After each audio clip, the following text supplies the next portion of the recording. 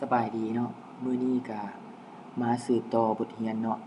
เมื่อเวลาเราลงโปรแกรมแล้วเราเอาเครื่องมือพื้นฐานออกการเปิด extension ต่างๆแล้วเนาะบัดนี้จะมาสอนวิธีการเชื่อมต่อ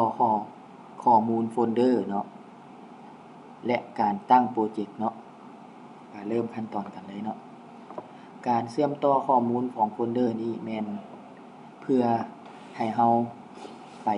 เลือกหาโฟลเดอร์ที่เรากำลังจะเฮ็ดเวียกอยู่หั่นเนาะเพื่อให้มีการเข้าถึงข้อมูลนั่นเนาะการเชื่อมต่อให้เราคลิกเข้าไปที่ Catalog นี้เนาะมันจะออกมาทางหน้าตานี้เนาะแล้วก็ปักมันไว้เนาะบ่ให้มันลึกลงให้เราคลิกใส่ไอคอนตัวนี้เนาะ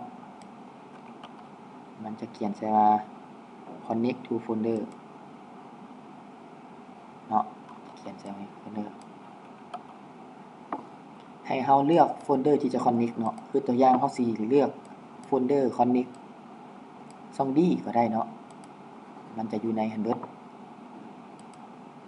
นี่มันจะอยู่ในโฟลเดอร์ Connect ตัวนี้แล้วหลังจากนั้นหรือว่าเราจะเลือกโฟลเดอร์ใดโฟลเดอร์หนึ่งที่ Connect คือตัวอย่างมันมีโฟลเดอร์ที่มีเวียกแล้วเนาะเอาไป Connect โฟลเดอร์เวียกนั่นเลยเพื่อเป็นการเข้าถึงข้อมูลได้ง่ายเนาะการ Connect โฟลเดอร์นี้ตัวอย่างข้าพเจ้ามีโฟลเดอร์สัญญาบุรีเนาะสิ Connect ไปเนาะเด็กมันจะออกมาให้เลยแล้วก็ข้อมูลอยู่ในนี่ของสัญญาบุรีมันจะมีอยู่ในนี้เลยเนาะแล้วก็โฟลเดอร์ใดที่เราบ่ใช้เราก็สามารถคลิกขวาใส่เนาะคลิกขวาใส่แล้วก็ disconnect folder ออกได้เนาะก็ถือว่าจบเพียงเท่านี้การ connect folder เมื่อเวลาเราสิสร้างข้อมูลเซฟไฟล์หรือซื้อแต้มอันใดอันหนึ่งเนาะสำคัญที่สุดแม่นให้เราตั้ง projection ก่อนเนาะวิธีการตั้ง projection ละแม่นเข้าไปที่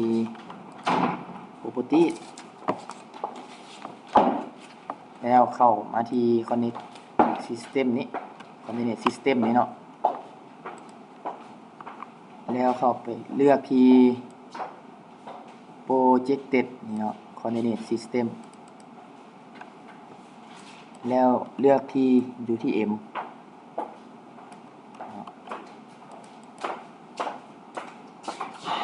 แล้วเลือกที่ WGS 8C แล้วเลือกที่ Northern แล้วก็เลือกเอาโซนเนาะประเทศลาวของเราจะกลุ่มอยู่ประมาณ2โซนเนาะหลักๆแม่นโซนที่47และ48เนาะ2โซนนี่เนาะประเทศลาวนี่แม่นระบบ WGS 8C UTM เนาะซึ่งว่าอยู่ในโปรแกรม ArcMap นี้มันจะมีหลายๆระบบเนาะเราจะเลือกใช้ตามพื้นที่ที่เหมาะสมเนาะส่วน WGS 8C นี้แม่นระบบตารางพิกัดของอเมริกาเนาะซึ่งเราจะใช้กับเครื่องมือ GPS รุ่นใหม่ๆนี่เนาะประเทศลาวเราอยู่โซน47 48ก็ให้เราติ๊กเอาคือตัวอย่างเราอยู่โซน47อยู่ทางไสยะขึ้นเหนือเนาะเราก็ติ๊กเอา47หรือว่าเราอาจจะ add to favorite ไว้เนาะเพื่อจะเอาไปใช้ไปเทื่อหน้ามันจะบ่ได้ซอกแนวนี้เนาะมันจะเห็นเลยเนาะเราจะ add favorite ไว้นี่เนาะมันจะมาอยู่ favorite นี้มี2โซนเฮาก็เลื่อนมา2โซนเลือกเอา2โซน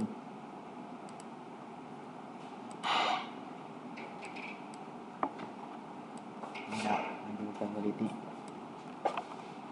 แล้วก็ได้โอเคเนาะข้าพเจ้าเลือกโซน48 47เนาะทางเหนือแอปพลายแล้วก็โอเคก็ถือว่าสำเร็จเนาะเกี่ยวกับการเชื่อมต่อโฟลเดอร์กับการตั้งโปรเจกต์เนาะเมื่อเวลาเขาตั้งแล้วเขาจะสังเกตเบิ่งว่ามันจะมีค่าพิกัดเป็นแมทเนาะหัวหน่วยก่อนเฮาบ่ตั้งหันมันจะ